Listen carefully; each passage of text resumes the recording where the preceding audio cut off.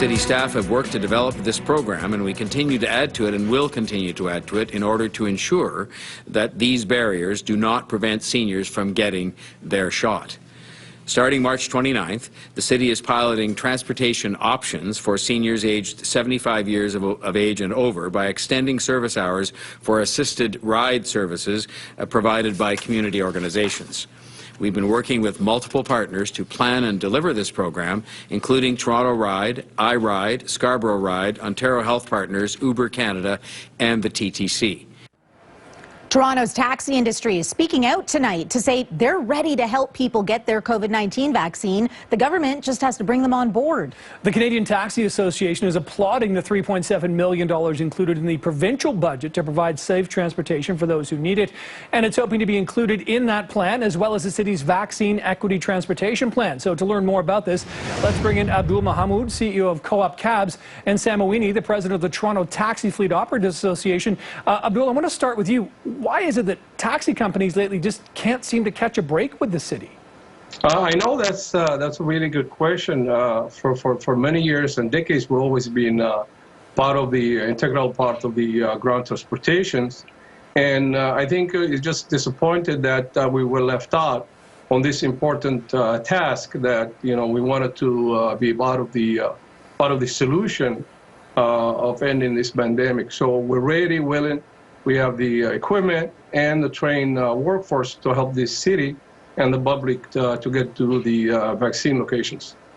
So what do you think it is? Because we're hearing from the city that these efforts are for free, and Uber is part of it with the City of Toronto because they've donated vouchers.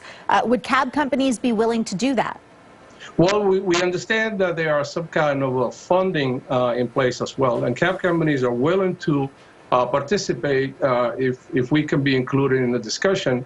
And as well, we can work out with the city and the government to participate and do a certain percentage-wise of free trips to the public. Sam, from your perspective, what do you think it's going to take for the taxis to crack into this? We got Toronto Ride, iRide, Scarborough Ride, Uber Canada, etc., but no cab companies. It sort of leaves a lot of people scratching their heads. Absolutely. Thank you for having us. The taxi industry is always willing to work with the city, but it seems like always the city is reacting instead of being proactive when it comes to the taxi industry. Obviously, we're always treated differently. We're treated unfairly. The taxi industry, has already built a strong relationship with Wheel-Trans and the TTC regarding vulnerable people and people with disabilities, especially elderly as well. They provide this service already. They already have that relationship with the City of Toronto, and it's just mind-boggling that they completely choose not to communicate with us, to choose not to speak to us, and keep us out of the loop on the most important time of maybe one of the most important times in Toronto's history. So Sam, are you saying you didn't know about this until we all found out about this?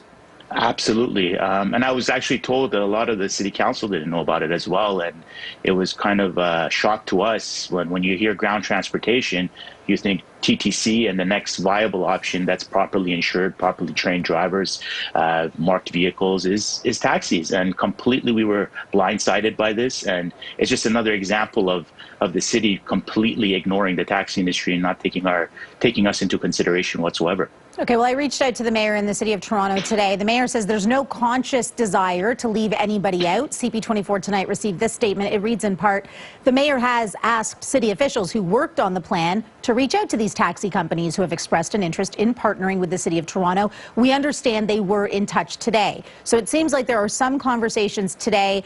This is a pilot project that's just starting to be launched. Could we see both of you involved if it was for free? Absolutely. We need to be in those discussions. We don't everything that's asked upon us. We've always provided or tried to help the City of Toronto the best way we possibly could. And we've been there for them, and we hope to continue to be there for them. But once again, the City of Toronto has to involve us, has to communicate with us so we can plan it together, so we can go through it together and see what it actually takes for us to bring these people to the vaccination sites with clean cars, proper sanitized, proper shielding in the cars, making sure that everybody's safe. Yeah, Abdul, there are some opinions between Uber and taxis. We've seen a lot of people using those ride-sharing apps. What is it about taxis that would benefit people trying to get to a vaccine clinic opposed to Uber? Example, we've got both. We have the app and as well 24 hours, 7 days a week call center. And on top of that, all of the taxi drivers, operators are trained, AODA accessible trained, and have the vulnerable persons check. If a person wants to call, a lot of people do not have, some people do not have smartphones. They can call our call center. It's 24/7, as well as all our vehicles are equipped with shields that separates the driver from the passenger. I believe that we have the most safest, form of ground transportation, and I think that will benefit the public. And we want to give it back. We want to play a role, and no one wants more than our industry, which is hit hard by this pandemic, to end it. So we want to play, we want to contribute, and we want to be part of this project. So on that, Abdul, the pandemic has hammered your industry particularly hard, the taxi cab industry. If the price of getting into this program is sort of subsidizing some rides to be part of this, how much can you actually really afford to do, considering what you've already lost out on? We will do the best we can, and you know what? We like to give back to the community. We like to give back to the public. And this company, Co-op, has been 65 years in this city, and we know how to deliver the service. And we like to play, whatever we can give back, we're ready to give back and work with the city. We just want to, sit on the table and some kind of acknowledge, and not to be second-class industry. And I think a lot of the members of the taxi industry are frustrated because they're not seen as an integral part of the transportation. Sam, how many cab drivers do you know participate in Wheel-Trans? That's part of this transportation plan to get the elderly and the vulnerable to these vaccination clinics. If they go through Wheel-Trans, will they be employing a taxi driver? Well, Wheel-Trans are taxi companies, and Co-op is one of them. They work with Wheel-Trans every day. There's thousands of drivers that have worked with Wheel-Trans. Of course, because of COVID-19, there's a lot less cabs on the road. But however, the service is still being provided, and taxis have always been working with Wheel-Trans with the most vulnerable people.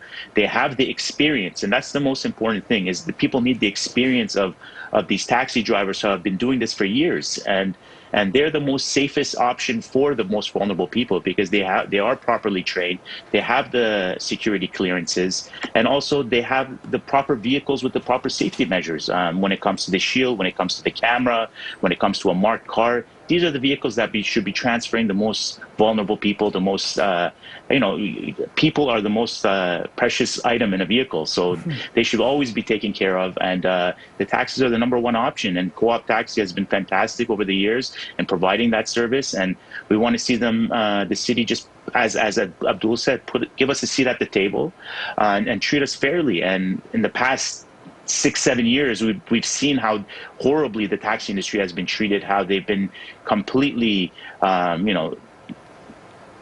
almost bankrupted, but still on their feet and still willing to provide service to the city, and also making sure that we can provide that safety to the people of Toronto. Okay, gents, well, please keep us posted on how things go. Abdul Mohamoud and Sam Moini, thanks for joining us on CP24 Tonight.